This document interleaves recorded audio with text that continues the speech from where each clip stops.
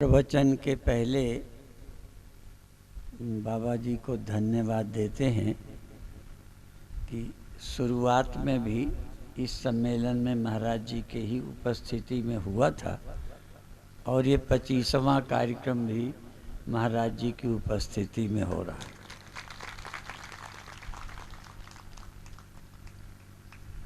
और आग लगाने वाले तो संसार में बहुत हैं, बुझाने वाले कोई कोई हैं।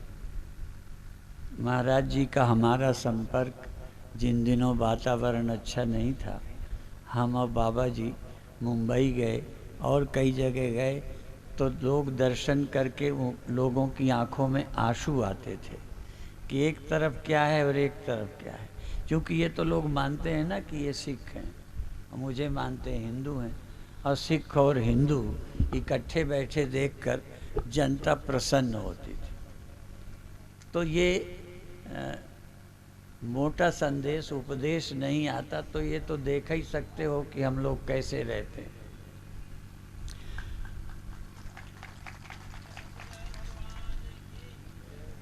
अब थोड़ा सा अध्यात्म की बात इसलिए बताऊं कि अज्ञानी को समझ आए तो ना आए, आए ना आए, पर जो ज्ञानी लोग हैं उनको तो ये समझ आ जाए कि कामनाएं दुख देती हैं, कामनाएं शांति नहीं देती, कामनाएं दौड़ाती हैं। और पूरी गीता कामना पर कुठाराघात करती है, कामना को व्यर्थ कहती है। प्रजहात यदा कामान सर्वान पार्थ मनोगतान। जो मन में होने वाली सभी कामनाएं छोड़ देता है और आत्मा तुष्ट होता है, वो ज्ञानी है। जिसे बातें आती हैं वो ज्ञानी है ऐसा नहीं कहा। जो सभी कामनाओं का त्याग कर देता है और अपने आप में संतुष्ट रहता है, वो स्थित प्रज्ञ है, वो ज्ञानी है, वो समाधिस्थ है। चाहे वो चलता फिरता है, क्योंकि आप लोग उसे समाधि जानते हो जहाँ आंखें बंद करके कमरे में या एकांत में किसी जंगल में बैठा हो। पर भगवान कृष्ण कहते हैं समाधि वो है जहाँ कुछ पाना बाकी नहीं है, आत्मा राम है और चलता फिरता काम करता है।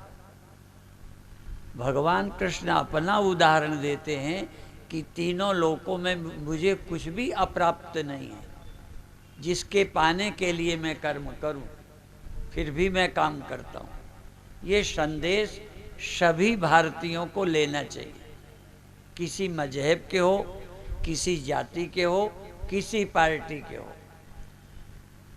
यहाँ तक मैं कहूँगा कि राजनीति में जाने वालों को भी कुछ पाने के लिए नहीं जाना, कुछ देने के लिए जाना है।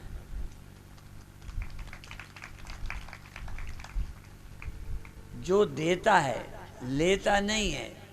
और मुख्य देना लेना क्या है? मुख्य लेना है सबके अंदर सुख शांति। वो हमें लेना ना पड़े, न राजनीति में, न आश्रम में, न किसी मठ मंदिर में, न जंगल में। कुछ लेना नहीं है। जो लेना है वो तुम्हारे अंदर है। सर्वनिवासी सदा आलेपा तो ही संग समय। जो पाना है वो तुम्हारे अंदर है, उसे पालो। आत्माराम हो जाओ, तृप्त हो जाओ और तृप्त होकर काम करो। व्यर्थ नहीं बैठो, आलसी मत बनो। मैं गीता की ही बात ये भी बताऊंगा, ध्यान रखो। हम लोग जो काम करते हैं प्रायः कामनाओं की पूर्ति के लिए करते हैं, और कामना जिसे पूरी नहीं की जा सकती, आवश्यकता रोज पूरी होती है, फिर पैदा होती, फिर पूरी कर ली। वो सदा आवश्यकता सदा के लिए पूरी नहीं होती, ध्यान रखना, पहचान रखना। भूख लगी, आवश्यकता है, खा लिया, पूरी हो गई। अब जिंदगी भर के लिए पूरी नहीं हुई। आवश्यकता पैदा होती है, पूर्ति कर दें, फिर पैदा होगी, फिर पूरी कर दो। आवश्यकता की पहचान याद रखना। कामना पूरी होती नहीं और बढ़ती है, बुझई की काम अगिन तुलसी को, विषय वासना घीते। ये वासना जो होती है वो पूरी नहीं होती, और बढ़ती है और बढ़ती है और बढ़ती है। यदि एक पद मिल जाए तो और चाहिए। और जो कामना की पूर्ति नहीं करता वो ज्ञानी है। और कामनाओं का त्याग करोगे तो आत्मा राम हो जाओगे, और आत्मा राम होगे तो कामनाओं से छुटकारा पा जाओगे। जो आत्मा में आराम नहीं अनुभव करते वो कामनाओं की पूर्ति में भटकते हैं। और इसके लिए ध्यान रखना, बहुत पैसे होने से, बड़े अधिकार मिल जाने से कामना पूर्ति होती हो ऐसा मत समझना, बढ़ जाती है।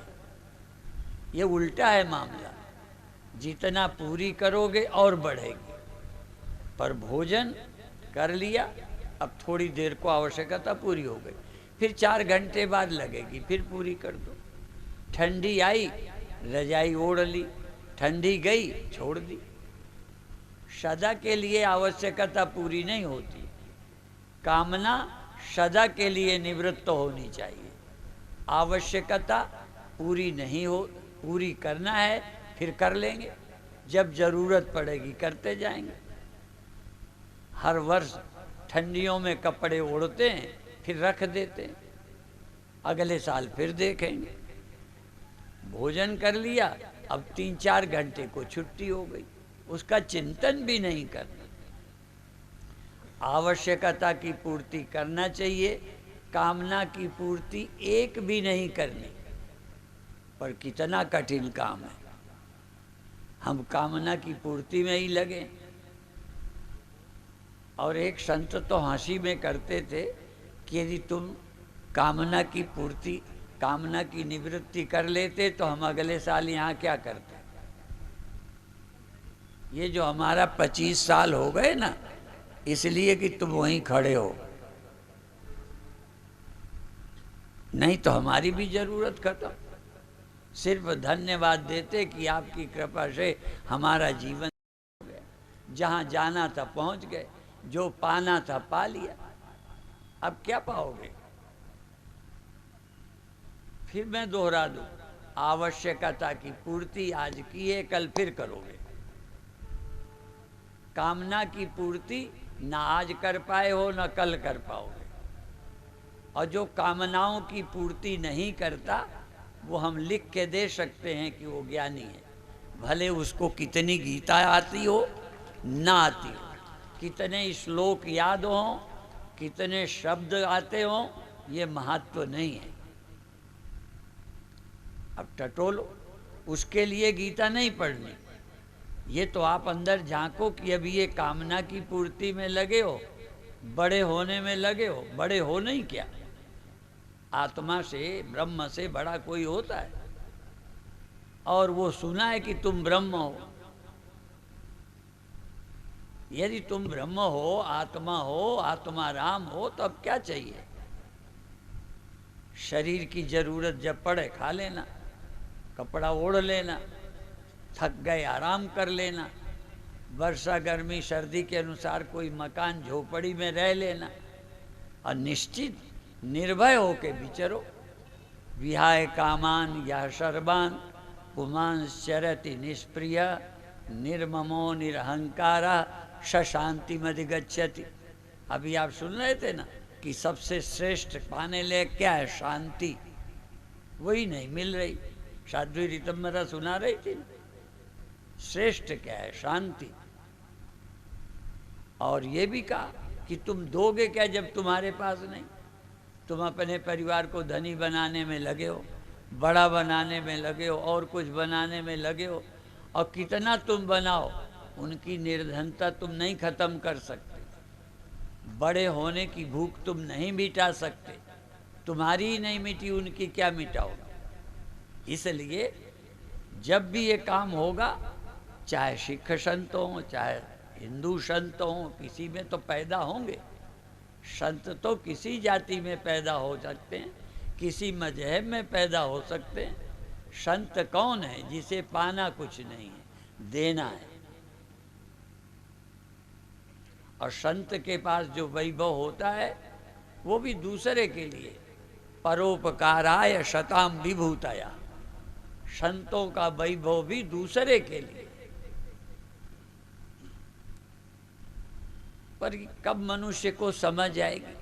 कबीर साहब ने कहा, सब जग अंधा मैं के ही समझाऊं। कितने संत हो गए, कबीर साहब यहाँ हुए, संत रविदास यहाँ हुए, हमारे 10 गुरु यहाँ हुए, पर वो जगा जगा के चले गए, हम फिर सो गए। एक लाइन सुना करते थे, जगाया तुमको कितनी बार जगाया, कितने संत आए, अवतार आए, गुरु आए, जगाया, फिर हम सो गए, फिर वहीं लगे पड़े। और ये देखो, ग्रंथ तो पढ़ो, गुरु की सुनो, पर कमी अभी तुम्हारे अंदर है वो किसी से नहीं पूछना, खुद झांक के देख लो। किस कमी की पूर्ति में लगे हो? और जिस कमी की पूर्ति में लगे हो, कोई ने पूरी की है क्या? ये अंदर की कमी है, धन से पूरी नहीं होती। अंदर के जो मन के अंदर अधूरापन है वो धन से पूरा नहीं होता, पद से पूरा नहीं होता। अभी आप सुन रहे थे कि मेरा राजनीति में आना सफल हो गया। अब मैं तो ये कहूँगा, उनका एक उदाहरण लेके आप अपने अपने को कहूँगा, हमारा साधु होना, हमारा मनुष्य तन पाना सफल हो जाए कब? जब हमें कुछ पाने की कामना न रहे। ये है जीवन। खाना बाकी रह गया, कपड़ा पहनना बाकी रह गया, कहीं ना कहीं सोना चाहिए, ये तो बाकी रह गया। कुछ कहीं जाना बाकी नहीं है, कहीं पहुंचना बाकी नहीं है, कुछ पाना बाकी नहीं है। पा लिया था जो कि पाना, काम क्या बाकी रहा? जो पाना था पा लिया। और वो क्या है? आत्मा। वो कोई बाहर नहीं है। आत्मा को पाना था, ब्रह्म को पाना था, तुम्हारे अंदर था, पा लिया। और पा लिया, तृप्त हो गए। तो कर्मण्येवाधिकारस्ते, कर्म में हमारा अधिकार। कर्म का त्याग कभी न करो। कुर्वन्नेवे कर्माणि जिजीविषे क्षतग्वम क्षमा एवं त्वयि नान्यथे तोस्ति न कर्म लिप्यते नरे।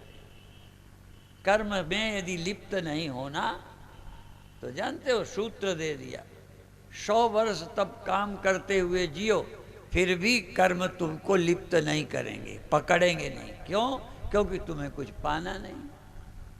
पाने की लालसा में कर्म बांध लेता है, कर्म बंधन बन जाता है। जब पाना नहीं होता तो कर्म बंधन नहीं बनता।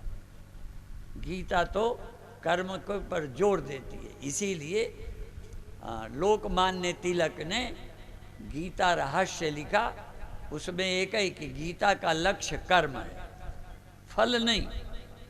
कर्म लक्ष्य है, फल नहीं। और हमारा क्या है? कर्म लक्ष्य नहीं, फल लक्ष्य। पाने में लगे, करते हैं तो भी पाने के लिए। और कई बार तो ये भी आता है, हम कुछ ना करें, तुम करके हमें फल दे दो। मेहनत हम ना करें, अमीर हम बन जाएं। मेहनत हम ना करें, पद हमें मिल जाए। हमें मिलना चाहिए, करना कुछ ना पड़े। जबकि भगवान कहते हैं करेंगे हम सब कुछ और हमें फल चाहिए ही नहीं। और जोर दे के भगवान ने कहा, माते संगोत्सव अकर्मणि, फल की इच्छा ना करो और अकर्म पसंद न करो। कर्म के त्याग में तेरा झुकाव नहीं बनना चाहिए। कर्म त्याग का, कर्म तो जीवन भर करो और फल चाहो नहीं। अपन तो बिना फल के उंगली नहीं हिलाते। तो ये धर्म ग्रंथ अभी सुन रहे थे ना कि श्रेष्ठ, हम समझेंगे देश को गुरुवाणी देना चाहिए, देश को गीता देनी चाहिए, देश को उपनिषद देना चाहिए। और जानते हो, हमारे वर्तमान प्रधानमंत्री जब किसी देश गए, किसी बड़ों से मिले अन्य जगह के राष्ट्रपतियों को, तो गीता भेंट करते। अपन क्या भेंट करेंगे? यदि भारत का कोई परम धन है तो गीता है। भारत का कोई परम धन है जो विश्व को देना चाहिए तो वो गुरबाणी है। संत जो देते हैं वो विश्व को चाहिए। हम ये नहीं कहते कि और कुछ नहीं चाहिए, और आवश्यकता है। इसलिए हम एक बार रूस के लोग आए थे तो हमने कहा हम लेनिन को और शंकराचार्य दोनों को चाहते। लेनिन को इसलिए चाहते हैं कि हम धन और वस्तु के अभाव से परेशान ना हो। इस देश में बहुत लोग हैं जिन्हें इलाज के पैसे नहीं हैं। बहुत लोग ऐसे हैं जिनको पौष्टिक भोजन नहीं मिलता। और दूसरा दुर्भाग्य है कि जिनको हजम नहीं होता उनको पौष्टिक आहार मिलता है, और जिनको चाहिए उन्हें मिलता नहीं। हम केवल कम्युनिज्म तो नहीं चाहते, हम चाहते हैं यदि कम्युनिज्म भी हो। एक बार हम पंजाब में घूम रहे थे तो एक कम्युनिस्ट मिला। तो पंजाब का कम्युनिस्ट धर्म का विरोध नहीं करता, गुरु ग्रंथ साहब के खिलाफ नहीं बोलता। फर्क समझ ले। हमें ऐसा कम्युनिज्म चाहिए जिसमें धर्म का विरोध ना हो। कम्युनिज्म क्यों चाहिए? क्योंकि कोई भूखा ना मरे, कोई ठंडी से ना मरे, कोई इलाज के बिना ना मरे। इसलिए समाज में ऐसी व्यवस्था चाहिए कि आवश्यकता के बिना कोई न मर जाए। इसीलिए खा के मर जाए तो कोई अखबार वाला नहीं छापता। यहाँ बैठे होंगे मीडिया वाले। खा के मर जाना कोई अपराध नहीं है, अब भूखे मर जाना सामाजिक अपराध है। कोई ठंडी में मर जाए, कोई भूख से मर जाए, कोई बिना इलाज के मर जाए, ये बुरी बात है। अब खा के मर जाए तो उसकी अपनी जबान नहीं रुकी, लेकिन वो सामाजिक अपराध नहीं है, वो मेरा व्यक्तिगत अपराध है कि हम ज़्यादा खा रहे हैं, गलत खा रहे हैं। और जानते हो समृद्धि में एक नुकसान है। पंजाब नशे का शिकार हो रहा है। भगवान की दया से कमी कोई नहीं है, पैसा खूब है, और देश का तो है ही है। देश में भी यहाँ उत्पादन पंजाब में अच्छा होता है, और बाहर की भी कमाई बहुत है। अब करें क्या? तो नशे के शिकार ये नई पीढ़ी, युवा पीढ़ी नशे की शिकार हो रही। बाबा जी कोई नशा करते हैं, मैं कोई नशा करता हूँ, ये कोई नशा करते हैं। क्यों? नशा क्या है? क्या जरूरी है नशा? और यदि नशा जरूरी होता हम साधु होके भी भोजन नहीं छोड़ पाए। फर्क समझ ले। क्योंकि भोजन भी यदि नशा होता तो बाबा राम सिंह जी नहीं करते, स्वामी परमानंद नहीं करते, साध्वी ऋतंभरा नहीं करती। भोजन हम नहीं छोड़ पाए, पर नशा हमने नहीं किया। क्यों? नशा आवश्यक नहीं है। वो एक बार नशा किया, आदत पड़ गई, अब छूटता नहीं। तो नशा जो गैर जरूरी आदत डाल दी उसे नशा कहते हैं। ऐसे ही बड़े होने की भूख भी अज्ञान से पैदा हुई, क्योंकि आप स्वयं पूर्ण हैं। पूर्णमदः पूर्णमिदं पूर्णात् पूर्णमुदच्यते पूर्णस्य पूर्णमादाय पूर्णमेवावशिष्यते। ये आत्मा पूर्ण है, ये कभी अधूरी नहीं है, पर अज्ञान के कारण आप अपने को अधूरा मानते हो। इसलिए आपके अंदर का अधूरापन जब भी मिटेगा वो गुरुवाणी से, गीता से, उपनिषद से, किसी न किसी गुरु की प्रेरणा से मिटेगा। अंदर का अधूरापन विज्ञान नहीं मिटा सकता, पदार्थ दे सकता है, कामनाएं नहीं खत्म कर सकता। कामनाओं का नाश अध्यात्म करेगा, अंदर की पूर्णता का अनुभव अध्यात्म कराएगा। इसलिए सबने इस जगह को प्रणाम किया और बहुत बड़ी बात कही। दुकानें बंद कर दी नहीं, ये नहीं कहा तुम इतने वर्ष से दुकान कर रहे हो इसके लिए तुम्हें बधाई देते हैं। वो तो तुम्हारे बाप करेंगे, मजबूर हो। वो तो रोटी पेट भरना है तो करना ही पड़ेगा। सत्संग ही एक ऐसा है जिसको तुम छोड़ भी सकते हो, पर बधाई है यदि ना छोड़ो तो। कमाना तो 25 साल से नहीं, मुझे लगता है जब से दुनिया बनी कमाना बंद नहीं हुआ, दुकानें बंद नहीं हुई, खेती बंद नहीं हुई। ये तो करना पड़ेगा, मजबूर हो तुम। यदि बंद कर सकते हो तो सम्मेलन बंद कर सकते हो, ठीक है। पर बधाई क्यों है? बंद कर सकते हो पर नहीं बंद किया इसलिए बधाई है, क्योंकि ये तुम्हें इसकी जरूरत ही नहीं मालूम पड़ती। कमी की पूर्ति पैसे से हो जाएगी इसलिए पैसा बढ़ा रहे हो, कमी की पूर्ति पद से हो जाएगी इसलिए पदों में दौड़ रहे हो। जिस पार्टी के उम्मीदवार को टिकट नहीं मिलती वो खिलाफ खड़ा हो जाता है। कामनाएं छूटना कोई खेल है, इसलिए कामनाओं से छुटकारा दिलाने के लिए अध्यात्म है। साधु नहीं छोड़ पा रहे, औरों को क्या कहें।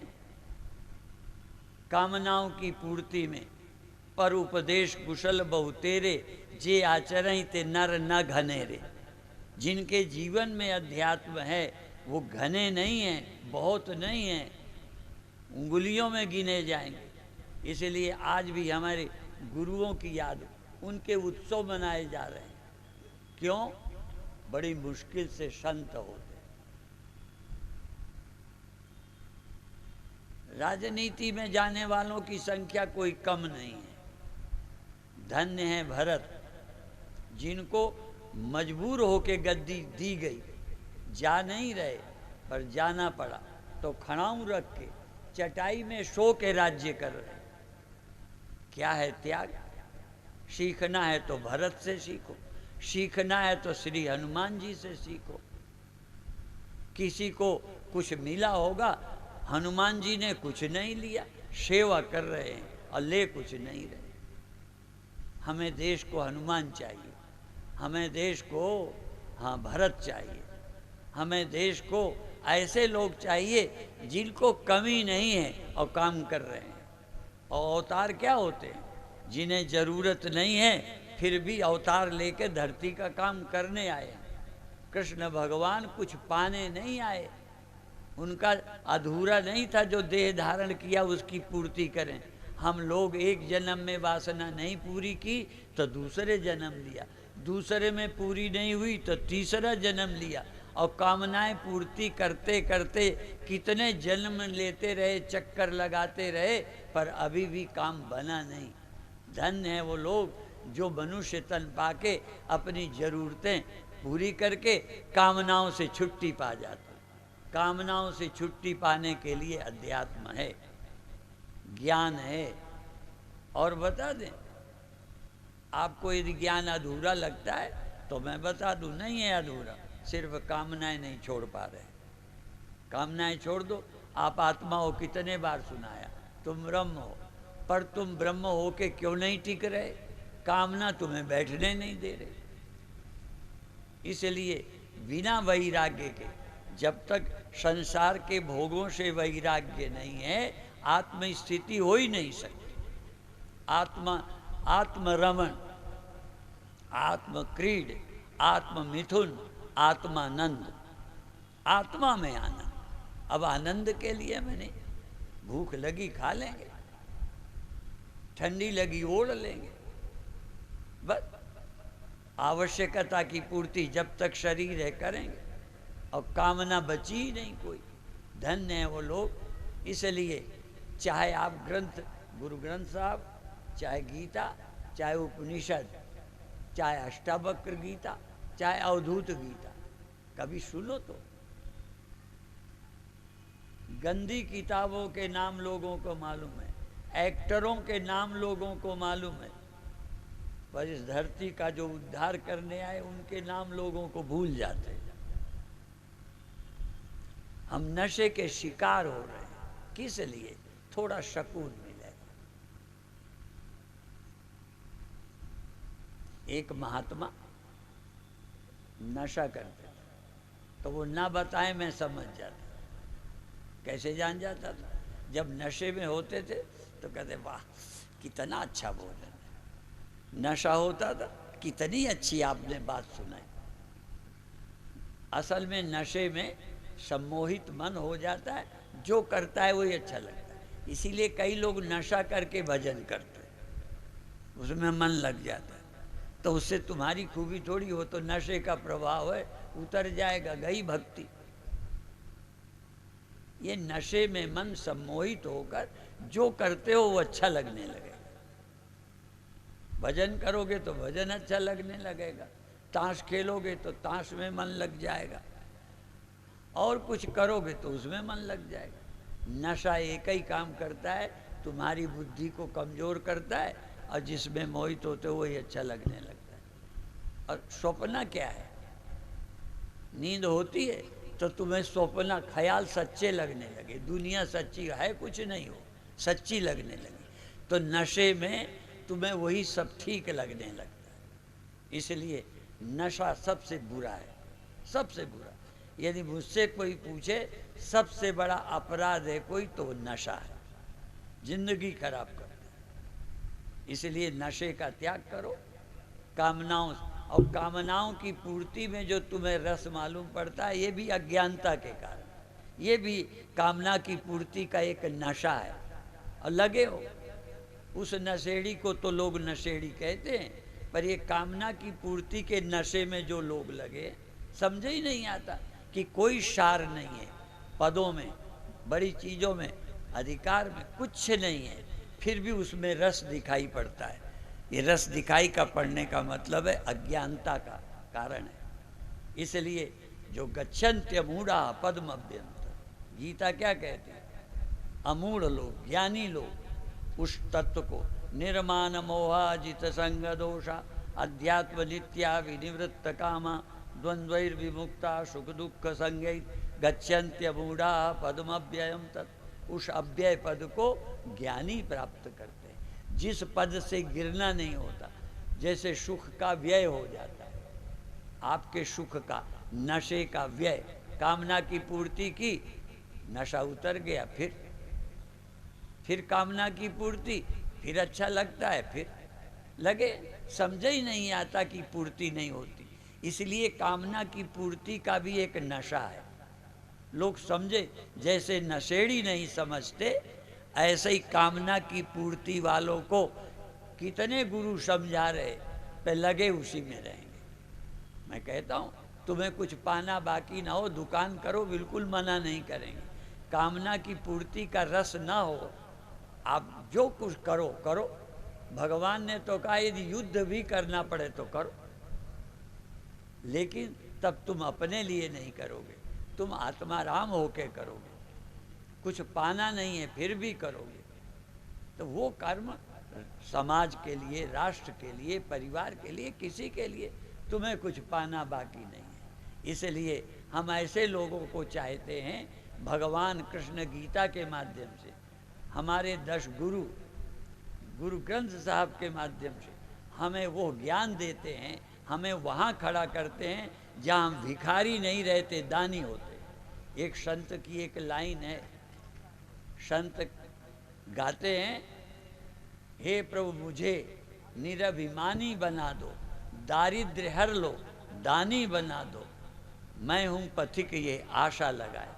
मैं ये चाहता हूँ कि हमारी दरिद्रता चली जाए, लेने की इच्छा जाए, देने की।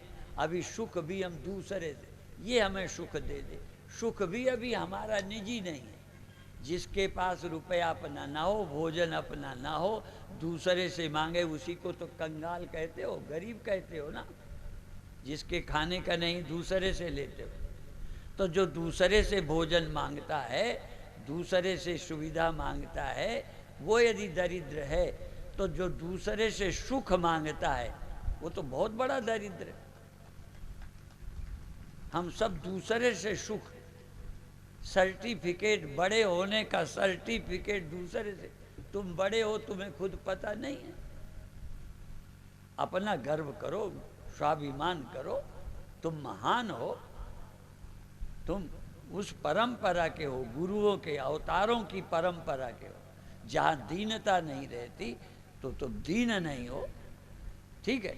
तुम अंदर के दरिद्र न रहो, अंदर के कंगाल न रहो। बांटो, प्रेम बांटो, सम्मान बांटो, इसमें तुम्हारा क्या खर्च है। तुम रुपया नहीं बांट सकते, चलो तुम्हारे पास कम है, ना बांटो, पर मान तो बांट सकते हो। इसमें कितने पैसे, दूसरे को प्रेम तो दे सकते हो, कितने पैसे लगेंगे। क्या गरीब दूसरे को मान नहीं दे सकता? क्या गरीब दूसरे को सुख नहीं दे सकता, प्यार नहीं दे सकता? इसमें कितने पैसे लगेंगे। इसलिए बिना पैसे का धंधा है ये। और हमने तो पंजाब में आके सुना, सदगुरु की हाट अलग लगी, गुरुओं की हाट अलग लगी। हाँ, और सौदा लेंगे नसीबा वाले, कर्मा वाले। हट खुल गई बाबे नानक, गुरुदेव की हाट खुली हुई है, ले जाओ, पर वहाँ से कोई खरीदने वाला नहीं। जहाँ से सौदा मिलेगा भाग्यशाली खरीद पाएंगे। तो अब मैं ज़्यादा देर नहीं बोलता, महाराज जी का आशीर्वाद मिल जाए। ऐसी स्थिति में भी, व्यस्त समय में भी समय निकाल कर, एक आध साल नहीं आए, नहीं 25 साल से आ रहे हैं, ठीक है। इसलिए मैं इनका, चूँकि मैं आगे हूँ, इसलिए मैं आभार मानता हूँ। इनका आभार है कि हमारी प्रार्थना स्वीकार करके आ जाते हैं। और आप भी इनका कोई धन ले जाओ। ओम शांति शांति शांति। मैं अपने ਇਹ ਮੋਢਿਆਂ ਤੇ ਗੋਡਿਆਂ ਤੋਂ ਬਹੁਤ ਦੁਖੀ ਸੀ। ਮੇਰੇ ਲਈ ਤਾਂ ਤੁਰਨਾ ਫਿਰਨਾ ਵੀ ਇੰਨਾ ਔਖਾ ਹੋਇਆ ਸੀ, ਮੈਂ ਦੱਸ ਵੀ ਨਹੀਂ ਸਕਦਾ। ਪਰ ਜਦ ਤੋਂ ਮੈਨੂੰ ਫੀ ਰਿਲੀਫ ਮਿਲਿਆ, 2.5-3 ਮਹੀਨੇ ਇਸਤੇਮਾਲ ਕਰਨ ਤੋਂ ਬਾਅਦ ਗੋਡੇ ਵੀ ਓਕੇ, ਮੋਢੇ ਵੀ ਓਕੇ। ਜੀ ਤੁਸੀਂ ਵੀ ਕਿਸੇ ਇਸ ਤਰ੍ਹਾਂ ਦੀ ਬਿਮਾਰੀ ਤੋਂ ਪਰੇਸ਼ਾਨ ਹੋ ਤੇ ਬੇਝਿਜਕ ਹੋ ਕੇ ਇਸ ਨੂੰ ਇਸਤੇਮਾਲ ਕਰੋ। ਸਿਰਫ 2.5-3 ਮਹੀਨੇ ਇਹ 125 ਬਿਮਾਰੀਆਂ ਤੱਕ ਦਾ ਇਲਾਜ ਕਰ ਸਕਦਾ ਹੈ। ਫੀ ਰਿਲੀਫ ਹਮੇਸ਼ਾ ਯਾਦ ਰੱਖੋ। ਬਸ ਕੁਛ ਦਿਨਾਂ ਤੋਂ ਮੈਨੂੰ ਬਾਲਾਂ ਦੀ ਬੜੀ ਸਮੱਸਿਆ ਸੀ, ਮੇਰੇ ਬਾਲ ਝੜਨੇ ਸ਼ੁਰੂ ਹੋ ਗਏ ਸੀ। ਮੈਨੂੰ ਮੇਰੇ ਦੋਸਤ ਨੇ ਆਇਲ ਫੀ ਰਿਲੀਫ ਵਾਲੇ ਦੱਸਿਆ। ਮੈਂ ਇਹ ਤੇਲ 3 ਕੁ ਮਹੀਨੇ ਲਾਣਾ ਆਪਣੇ ਸਿਰ ਤੇ ਅਪਲਾਈ ਕੀਤਾ। ਇਹ ਬਿਲਕੁਲ ਆਯੁਰਵੈਦਿਕ ਤੇਲ ਹੈ, ਇਹਦਾ ਕੋਈ ਸਾਈਡ ਇਫੈਕਟ ਨਹੀਂ ਹੈ। ਅਤੇ ਮੇਰੇ ਬਾਲ ਜਿਹੜੇ ਗੰਜਪਣ ਪੈਣਾ ਸ਼ੁਰੂ ਹੋ ਗਿਆ ਸੀ, ਉਹ ਦੁਬਾਰਾ ਆਉਣ ਲੱਗ ਗਏ। ਅਤੇ ਮੈਨੂੰ ਤਾਂ ਬੜਾ ਫਾਇਦਾ ਦਿੱਤਾ ਇਸ ਨੇ। ਜੇ ਤੁਹਾਨੂੰ ਵੀ ਕਿਸੇ ਇਸ ਤਰ੍ਹਾਂ ਦੀ ਪ੍ਰੋਬਲਮ ਦਾ ਤੁਸੀਂ ਸਾਹਮਣਾ ਕਰ ਰਹੇ ਹੋ ਤਾਂ ਇਹ ਤੇਲ ਲਾਣਾ ਨਾ ਭੁੱਲੋ। ਕਿਤਨਾ ਕਿਤੇ ਅਸੀਂ ਆਪਣੇ ਬਾਲਾਂ ਕਰਕੇ ਸ਼ਰਮ ਫੀਲ ਕਰਦੇ ਹਾਂ, ਕਿਤੇ ਸੋਸਾਇਟੀ 'ਚ ਬੈਠੇ ਹਾਂ ਕਿ ਕੋਈ ਮਜ਼ਾਕ ਨਾ ਕਰ ਰਿਹਾ ਹੋਏ। ਪਰ ਥੈਂਕਸ ਟੂ ਫ੍ਰੀ ਲੀਫ ਜਿਹਨੇ ਮੇਰਾ ਇਹ ਕੌਨਫੀਡੈਂਸ ਬਿਲਡ ਕੀਤਾ, ਜਿਹਦੇ ਲਗਾਉਣ ਨਾਲ ਮੈਂ ਮਾਰਕੀਟ 'ਚ ਹੁਣ ਬੜਾ ਹੀ ਕੌਨਫੀਡੈਂਟ ਹਾਂ। ਔਰ ਇਹਦੇ ਨਾਲ ਮੈਨੂੰ ਬੜਾ ਫਾਇਦਾ ਹੋਇਆ। ਅਤੇ ਮੈਨੂੰ ਸਰਵਾਈਕਲ ਦੀ ਵੀ ਦਿੱਕਤ ਸੀ, ਅਤੇ ਉਹਦੇ ਨਾਲ ਵੀ ਮੈਨੂੰ ਬੜਾ ਰਿਲੀਫ ਮਿਲਿਆ। ਇਹ ਯੂਜ਼ ਕਰੋ, ਅਤੇ ਮੈਂ ਪ੍ਰੈਕਟੀਕਲ ਯੂਜ਼ ਕਰ ਰਿਹਾ।